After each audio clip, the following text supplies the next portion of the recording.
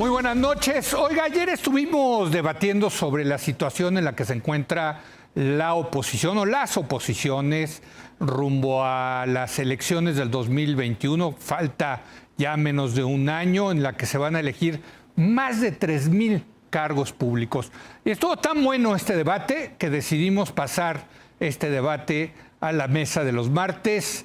Saludo a Paula Sofía Vázquez. Paula, ¿cómo estás? Buenas noches. Buenas noches, camaradas. Tovarich Gibran Ramírez. Buenas noches, camarada Leo, camaradas, ¿cómo están? Y Tovarich Carlos Bravo Regidor, ¿cómo estás, Carlos? Buenas noches. ¿Cómo están? Muy buenas noches a todos. Pues creo que te toca comenzar a ti, Gibran, precisamente. ¿Cómo ves a las oposiciones rumbo a las elecciones del 2021? Sí, en primer lugar, de manera, digamos, en el plano ideológico, hay una oposición absolutamente perdida que no tiene más que reflejos de pasado, que solamente sabe hablar en los términos del régimen de la transición, autonomía, Estado de Derecho, transparencia, como si ese discurso y las instituciones que prohijó hubieran derivado en los objetivos que se planteaba. Es decir, no ha habido un examen crítico del pasado, del discurso que llevó a ese pasado, y por lo tanto no ha habido un programa susceptible de orientar a las oposiciones. Se esboza ahora una oposición leal, partidista de izquierda, que es la que encabezaría el presidente interino de Morena, Alfonso Ramírez Cuellar. Es la única oposición ideológica que se ve. En el plano organizativo, los partidos políticos como aparatos están en la ruina, los partidos del viejo régimen, el PRI y el PAN. La mayoría de la gente seguramente ni siquiera conoce a Marco Cortés o a Alejandro Moreno porque no han sido muy activos en todas las labores que debería tener un cuadro político, ni en organizar, ni en movilizar, ni en comunicar, ni en educar. En eso han estado borrados. La oposición real creo que se cristaliza en dos planos distintos. Por una parte del oligárquico, legal e ilegal, y por otra parte regional. Entonces creo que se han conjuntado alrededor de estas dos dimensiones, dos bloques opositores que probablemente querrán tender a la unidad, pero no será tan fácil. Uno en Jalisco, que ha dado cabida a los intelectuales de la transición. Ya Padilla y la universidad tenían, digamos, una relación muy fluida con estos intelectuales, y ahora en su alianza con Alfaro, pues se nutre más y se llaman como asesores y se les da más juego y se agrupan ahí alrededor de Alfaro y Movimiento Ciudadano. Pero está también el bloque de los gobernadores de Acción Nacional, que tienen como líder más visible a Cabeza de Vaca, y creo que se debe a la fortaleza de las economías regionales legales e ilegales. Como vimos en la semana y en las semanas pasadas, hay un entramado de lavado de dinero ligado al cártel Jalisco Nueva Generación, que tiene no nada más derivas en los ayuntamientos y los cabildos, sino también en buena parte de la economía de un empresariado que está apoyando a Enrique Alfaro. Y lo mismo debe pasar allá. Digo, no hay una separación tajante entre las economías legales e ilegales, y creo que eso explica que estos dos sean los grandes bloques. Veremos en qué acaba, pero por ahora es el escenario que vislumbra. Bueno, pues muchas cosas que discutir, Paula. Bueno, yo creo que coincido con Gibran. Desde 2018 no hemos visto a la oposición cristalizar una agenda que no vaya más allá de ser una oposición a todo lo que dice el gobierno. De hecho, a mí me parece una generosidad de tu parte decir las oposiciones, ¿no? Porque en realidad lo que no existe es un montón de gente que se opone al gobierno, ¿no? Desde distintos flancos, pero todos, ese es su único denominador común. Al final han sido revisiones de lo mismo, ¿no? Con las mismas personas, México Hoy, Futuro 21, etcétera. Coincido también con Gibran en que me parece que la oposición más interesante de todas es la que se va a dar al interior de Morena, que incluso pues puede terminar nutriendo en esa bonita manía que tenemos en México de saltar de partido político de un lugar a otros partidos de oposición. Ahí también creo que hay una cosa que ya Lorenzo hablará más adelante, que es la conformación de los nuevos partidos políticos. ¿Qué partidos políticos sí van a quedar, si van a alcanzar el registro, y qué partidos no van a alcanzar el registro? Creo que ahí también es una oportunidad que todavía no hemos pensado y explorado de ver cómo representan una oposición y cómo ponen agenda en el contexto electoral de 2021. Y luego también, respecto también al tema local, creo que tenemos que tomar en cuenta que no solo se renueva la Cámara de Diputados, se renuevan un montón de gubernaturas locales. 15. Entonces, o sea, no es menor, es casi la mitad. Sí. Entonces, creo también que una de las apuestas de la oposición puede ser por irse, pues más o menos si uno ve la trayectoria de la construcción de la oposición en México, va por ahí, ¿no? O sea, te haces primero de lo chiquito para después ver si tienes posibilidades de irte a la grande. Entonces, Así llegó creo también el PAN al poder eventualmente. Exacto. Entonces creo también que pues esas son micro situaciones a observar y ver. Hoy en la mañana se publicaron ya unas tendencias que la verdad es que no son nada alentadoras para los partidos de oposición, para ver posibles candidatos y posibles tendencias electorales en las gubernaturas. Entonces creo que esa parte también va a ser una cosa interesante a ver, que muchas veces aquí en el Chilango se nos olvida que vale la pena ver los fenómenos locales. Carlos. Pues mira, Leo, yo creo que a mí me gusta la perspectiva de hacer el análisis no nada más de las oposiciones, sino en general del sistema de partidos.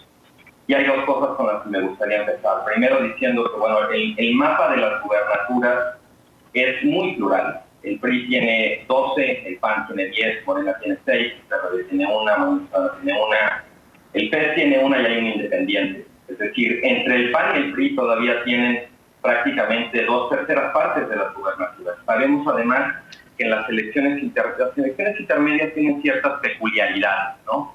Primero que nada, pues tienen un componente inevitable de plebiscito o de referéndum sobre la gestión del presidente, donde se convoca un voto para premiar la gestión o un voto para castigarla. En segundo lugar, pues sí, el partido o la coalición mayoritaria en el Congreso, especialmente en Cámara de Diputados, pues sí, de alguna manera carga con el peso de haber ejercido el poder.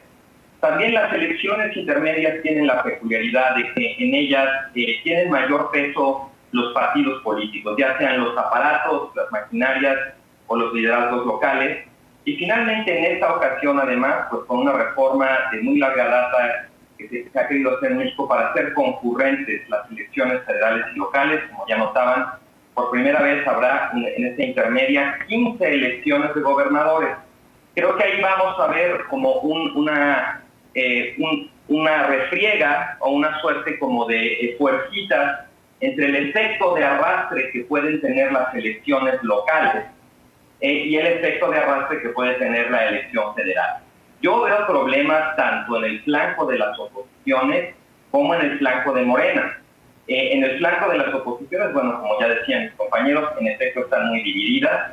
Los partidos tradicionales, el PAN, el PRI y el PRD, están todavía muy desprestigiados y tienen muy baja intención de voto. Según la última encuesta de Alejandro Moreno en el Financiero, en mayo de este año el PAN reunía cerca del 10% de intención de voto, el PRI el 8%, el PRD ni siquiera computa, Morena reunía el 19% y 48% respondía que ningún partido le convocaba su intención de voto o que no sabía. Esto para mí es un indicador de que más allá del mal estado en el que se encuentran los partidos de oposición, Morena tampoco está muy bien porque el grueso de la intención está indefinida. Esto quiere decir, creo, que la elección intermedia está viva, que hay un electorado grande y sobre todo creciente. Ese ninguno no sabe, en diciembre del 2019 era 42%, ahora ya es 48%. Ese es un electorado que está disponible de alguna manera a ser persuadido, a ser movilizado o a ser polarizado, ¿no? Cada quien estará haciendo su apuesta, pero sí me parece interesante observar que en general no es nada más las oposiciones.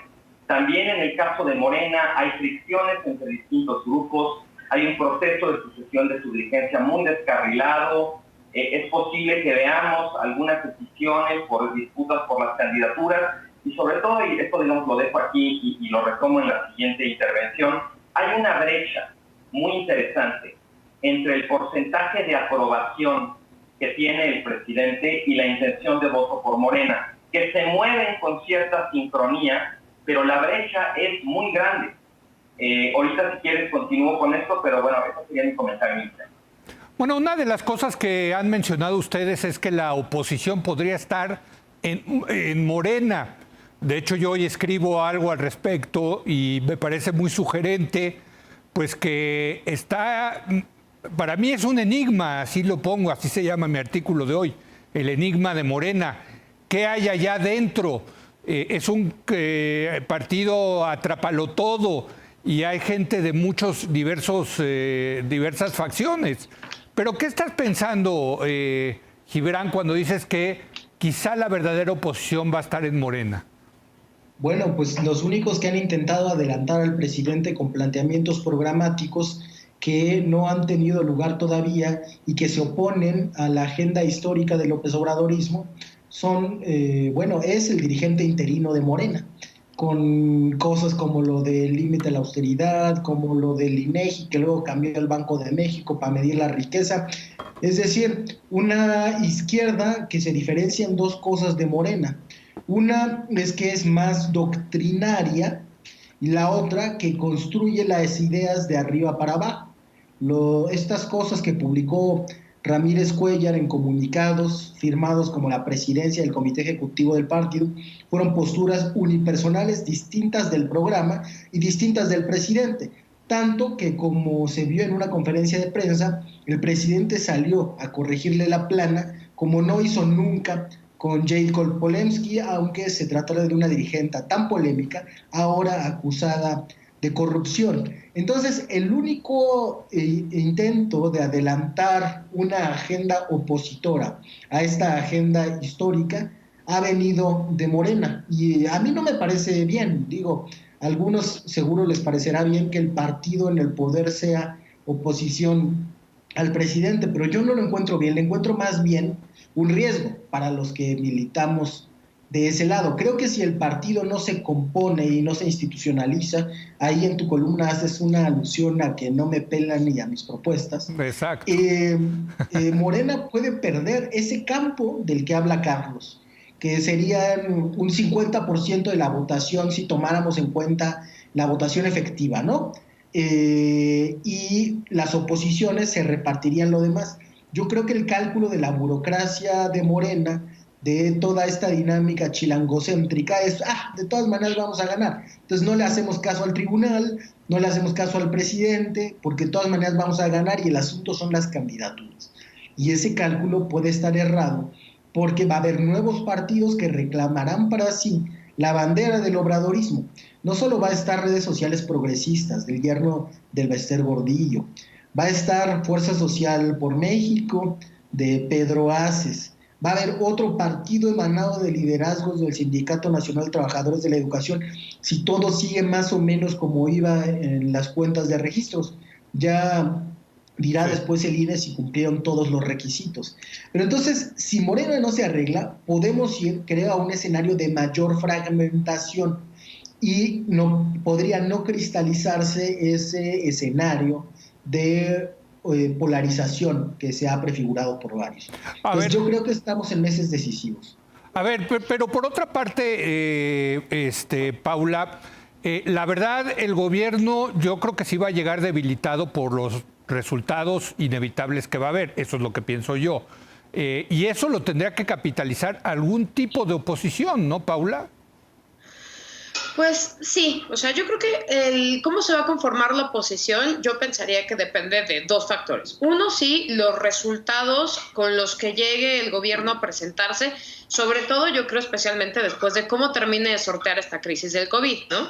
O sea, sanitaria y económicamente, ¿no? O sea, más allá del discurso. Y la seguridad, Paula, y la seguridad, o sea, también. Totalmente de acuerdo. Y sí, más allá de poder decir vamos bien o no vamos muy bien, pues está la realidad que apremia, ¿no? Y la segunda parte es, ¿qué posibilidad tienen de incluir No, yo creo que ya están muy tarde para formar cuadros. O sea, yo creo que lo que no formaron hace 3 años ya lo formaron para 2021. Creo que más bien es la posibilidad de capitalizar este descontento de Morena y capitalizar también ciertas disonancias en el discurso y cierta inconformidad para atraer candidaturas atractivas. O sea, creo que los partidos, dado que fueron incapaces de proponer una agenda propia, creo que pueden recaer mucho en candidaturas muy llamativas. Y más allá del discurso y más allá, creo que la batalla discursiva es el gobierno contra sí mismo, o sea, es el gobierno contra sus resultados. Sí. ¿Y cómo puede capitalizar la oposición estos mismos resultados? Estos, incluso yo podría decir, errores no forzados, como en el tenis. Uh-huh. Y poner candidatos que sean lo suficientemente atractivos como para que, independientemente de la fuerza política, logren conquistar. De hecho, Carlos, los demócratas el año pasado, en el 2018, le arrebataron la Cámara a los republicanos, poniéndole un énfasis muy importante al tema de los candidatos, sobre todo candidatas, mujeres, caras nuevas. Creo que ese va a ser un punto interesante, porque si, como dice Gibran, van a salir con el mismo discurso y los mismos candidatos de siempre, pues qué flojera, la verdad. Pues sí, es justo lo que decía en un principio, que en las elecciones intermedias la fuerza de los aparatos partidistas y los liderazgos locales pues tiende a resaltarse. A mí, digamos, me surge la pregunta de que si la verdadera oposición va a estar en Morena, entonces ¿cuál va a ser el partido de los observadorismo en la elección intermedia? Y creo que también es muy importante, quiero retomar lo que decía en un principio, de esta suerte de sincronía entre la aprobación del presidente y la intención de voto de Morena. ¿Por qué? Porque mira, en diciembre de 2018, cuando López Obrador tomó posesión, tenía un 77% de, aprobación y un 19% de desaprobación. Un año después tenía 72% de aprobación y un 27% de desaprobación. En mayo de 2020, todos son datos de Alejandro Moreno del Financiero, tiene un 60% de aprobación y un 37% de desaprobación. ¿Qué quiere decir esto? Bueno, que los niveles de aprobación presidencial todavía son, digamos, dentro de los rangos históricos altos. Y además la intención de voto por Morena sigue siendo la más alta entre todos los partidos. Además está el dato, creo que muy significativo y que tenemos que computar en este análisis, del bono de apoyo electoral que representan los programas sociales. Entre los beneficiarios de los apoyos sociales, la aprobación del presidente y la intención de voto por Morena es mayor que digamos que en el resto del electorado. Todo eso es cierto, pero también es cierto que la trayectoria tanto de la aprobación presidencial como de la intención de voto por Morena es descendiente. Y conforme vayamos conociendo más a detalle el impacto económico de la emergencia sanitaria, yo creo que se va a sentir con más fuerza y se prolongue por más tiempo. Es muy probable que esa trayectoria descendiente se haga más pronunciada. Habrá que ver qué tanta red representan en ese sentido los programas sociales y ese bono que le da a López Obrador y por ende se transfiere en cierto porcentaje a Morena, pues digamos, el agradecimiento o la intención de voto de los beneficiarios de sus programas sociales, ¿no? A ver, Gibran, este tema de las candidaturas a mí me parece muy importante. Yo creo que no solamente para la oposición, sino también para Morena. A mí me gustaría ver, por ejemplo, candidatos como tú, no tú, candidatos como tú, no tú, porque tú eres aquí de la hora de opinar, pero candidatos como tú, jóvenes que traen otro discurso, que traen otras ideas. A mí eso me gusta porque es parte de refrescar la democracia. Pero si no lo hacen, pues parecería que el Morena, que la oposición no aprendió de los errores del PAN y del PRI, y Morena no aprendió de los errores del PRD. Y de los errores de Morena en el proceso pasado. López Obrador siempre quiso que fueran procesos internos que se dirimieran para aprender del PRD por encuesta, no por asambleas o por votaciones abiertas, porque se generaba un problema por la falta de institucionalidad en el PRD. y la verdad es que pocas candidaturas salieron de encuestas creíbles y no hubo capacidad institucional para cubrir todo el país en ese sentido. Entonces, para conjugar un movimiento amplio, diverso, plural, con la definición se recurrió muchas veces al acuerdo político, que creo que no pocas veces reproduce arreglos oligárquicos y antidemocráticos. Entonces, yo creo que si no se institucionaliza ese método, que está en los estatutos, pero que no se ejerce, que no hay capacidad institucional para hacerlo, que no habrá hasta que no haya un serio y sólido departamento de encuestas en Morena, pues la tendencia va a ser a perredizar. Y es bastante lamentable.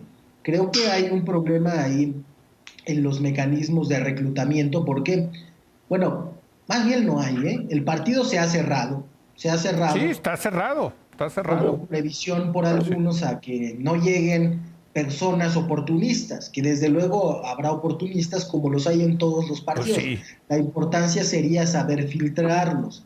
Pero por otro lado de ese oportunismo que ha querido entrar en masa Morena, hay una posición burocrática, sectaria, que piensa, no, nosotros construimos esto como si fuera un patrimonio de unos cuantos cientos de personas y no de todos los votantes y todos los integrantes del movimiento social. Entonces, hasta que no contemporicen estas dos clases de militantes, es decir, el militante profesional que se dedica a eso, que entrega su vida a eso, y el militante que tiene su vida, su trabajo en otras cosas y en su tiempo libre milita, y se resuelva con base en un mecanismo de encuestas, esto va a ser poco posible y es uno de los riesgos que yo veo, porque desde luego que los otros partidos que van a querer reclamar el López Obradorismo para sí, van a hacer todo lo posible por tener, no te digo que muchos, porque lo que les interesa también es mantener sus cotos de poder. Claro. Pero tendrán algunos pocos candidatos llamativos y los traerán paseando para todos lados para decir, hey, la novedad está acá, lo diferente está acá.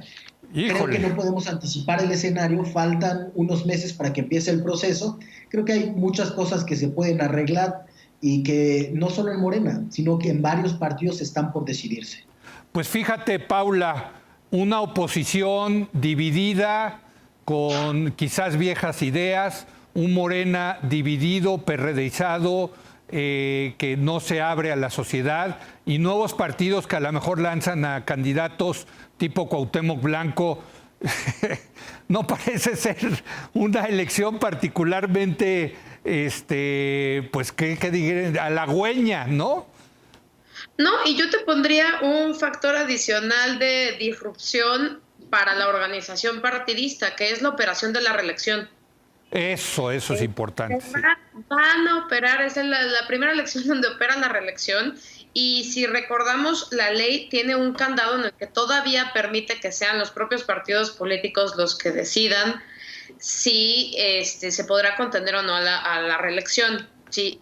Este es un tema que, uno, yo le veo altísimas posibilidades de judicialización, y dos, pues también te quita espacios, ¿no? Entonces, ¿qué posibilidades tienes de proponer y o sea, es un delicado balance de adentro de los propios partidos, de ver a quién le vas a dar la oportunidad de mantenerse y qué espacios necesitas rolar. Y si esa gente va a permitir que la roles, ¿no? Pues no, a ver, te lo adelanto, no. Se tiene que sentar un precedente. ¿Tú conoces a un político que suelte hueso? Exacto. Se va a tener que sentar un precedente judicial para ver si los partidos políticos pueden definir y pueden bajar a la gente y le pueden quitar la posibilidad de reelegirse o no. Y eso también creo que va a generar muchísimos sismas adentro de los propios partidos políticos, porque si te bajan a la mala, yo no sé si vas a estar tan conforme. Germán Martínez, Leo. ¿Perdón? Mira, Leo, Germán Martínez, políticos que suelten hueso. Si Morena llega a la elección dividido, o si incluso algunas facciones de Morena representan algún tipo como de fuerza de oposición, pues eso va a complicar mucho la posibilidad de que Morena aproveche a su favor lo que haya de aprobación del presidente, o que capitalice en su beneficio ese bono de apoyo adicional que representan los beneficiarios de los programas sociales que mencionaba anteriormente. Porque aunque Morena llegue dividido, lo que me parece evidente es que de todos modos va a pagar el costo del desgaste del gobierno. El voto de castigo en la elección intermedia va a ser en contra de Morena, y Morena tendrá que asumir pues ese precio de ser el partido mayoritario y ser el partido del presidente sin necesariamente tener la capacidad también de captar los beneficios que eso representa. Llegamos aparentemente, si las cosas siguen igual, falta mucho tiempo todavía, con oposiciones divididas, con un partido mayoritario en el poder también dividido. Eso representa una oportunidad, insisto otra vez en esto, para maquinarias y liderazgos con arraigo local, muy probablemente también para candidaturas independientes y para los nuevos partidos. En general, yo concluiría diciendo que tenemos un sistema de partidos desfondado, con un electorado no alineado cada vez más amplio, sin preferencia partidista declarada o clara de cara al próximo proceso electoral.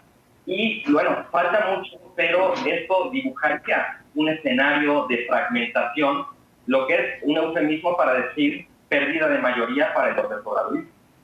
Pues a mí me parece muy significativo que los haya convocado un debate sobre la oposición rumbo a las elecciones y acabamos hablando de muchas cosas, ¿no? O sea, finalmente parece ser que la oposición está en muchos lados, Gibran. En muchos lados y en ninguno. Es que es exacto, tienes razón. Uh-huh. Sí, yo cerraría diciendo eso, Leo. Hay un López Obradorismo fuerte que sigue siendo mayoría social, que yo defiendo que es la principal identidad política actualmente en México, pero eso no se refleja en el sistema de partidos, acaso por el mal manejo de Morena. Tenemos un sistema de partidos que sigue en crisis. Yo estaba seguro de que con la victoria de López Obrador habría una relegitimación del sistema de partidos, pero lo que vemos es la prolongación de la crisis que venía de antes. Y creo que para que se relegitime tendrá que mediar en algún momento una reforma política que permita organizar esa nueva correlación de fuerzas. Es desde luego otro tema, aunque es muy interesante. La oposición, como dije, se cristaliza alrededor de las dimensiones oligárquica y regional, y esa es la que vamos a ver. Sin duda, creo, estamos en la transición entre un sistema de partidos estable, de 3 partidos que se repartían la mayoría de los cargos del sistema político mexicano, no solo los de representación, y algo nuevo. Estamos en momentos críticos para saber qué será eso nuevo, si será el bipartidismo que quiere el presidente López Obrador, pero que no ha querido promover mediante una reforma política que cambie la organización electoral, o será un sistema más tendiente a la fragmentación. Y en esto haría un matiz en lo que dice Carlos. Un escenario altamente fragmentado no necesariamente es de pérdida de mayoría para el López Obradorismo, porque muchos de los partidos que se presentarán y tendrán su porción de voto se identifican y defenderán esta causa. Ese es el escenario y estamos en momentos decisivos. Vamos a ver cómo avanza. A ver, rápidamente, Paula, un último comentario. Yo creo que el tema de la división es algo que todavía estará por verse. O sea, hoy dijeron que no, pero dijeron que veremos, ¿no? Sí. Creo que el debate más bien será entre qué tantas ganas tienen de romperle la mayoría a Morena o qué tantas ganas tienen de no rompérsela. O sea, más allá de lo programático, no lo programático y el discurso, creo que por ahí iremos viendo si se terminan conformando alianzas impensables, no será la primera vez en México, o no. Esa parte me parece que está por verse. No tengo demasiadas esperanzas en que los partidos nos oxigenen el agonizante sistema de partidos que tenemos, pero sí creo que pueden llegar a meter 2 o 3 puntos interesantes en la contienda. Creo que todavía falta mucho para empezar a definir y creo que todavía hay cosas más importantes que tienen que terminarse ahorita para poder ver incluso cómo les van los propios gobernadores también gestionando sus propias crisis, ahorita que ya les dieron la bendición a todos, para ver qué posibilidades tienen cada uno en lo local y de ahí impulsar plataformas. Un último comentario, Carlos. Mira, yo creo que la pregunta no es si Morena va a llegar rota a la elección o no. Yo creo que Morena ya está rota. Yo creo que la pregunta más bien es cuáles van a ser las consecuencias electorales de esa ruptura. porque un partido roto puede de todas maneras coordinarse para competir de manera más o menos pacífica o no, puede tener algún tipo de arreglo para tratar de evitar excepciones o no. Yo creo que tú, lo que dices, que te sorprende que nos invitaste a hablar de partidos de oposición y acabamos hablando del sistema de partidos, pues sí, porque hoy en día decir oposición es muy distinto de lo que era decir oposición hace 2, hace 5 o hace 10 años. El sistema de partidos está cambiando. De hecho, insistiría en decir que tenemos un sistema de partidos desfondado. Y eso debería ser preocupante, porque en primer lugar, los partidos son instituciones que estabilizan el conflicto político y también no hay tal cosa como democracia sin partidos. En ese sentido, creo que la elección intermedia que viene, y es tiene que insistir mucho porque luego desde la Ciudad de México sí tenemos esa perspectiva como de la arrogancia del altiplano, ¿no? Y no sabemos bien qué está pasando a nivel local en muchas entidades, ¿no? Ahí el conflicto local, la correlación de fuerzas, de maquinarias, de liderazgos, ya sea al interior o entre partidos, porque también hemos visto mucho chapulineo, tú lo has visto, y más con la regla que tenemos de reelección, que le permite a las dirigencias aprobar o no reelecciones, pues eso también puede terminar convertido en un incentivo para cambiar de partido. Entonces, claro. yo concluía diciendo finalmente que lo que vamos a ver estamos ante un escenario inédito en términos de la cantidad de electores que no se sienten identificados con ningún partido y ante partidos que se ven particularmente débiles en cuanto a su capacidad, todos, no nada más la oposición, de atraer a ese electorado disponible. Señores, llegó la hora de despedirnos y los vamos a despedir como siempre a la camaradería de los Tovarich con la Internacional.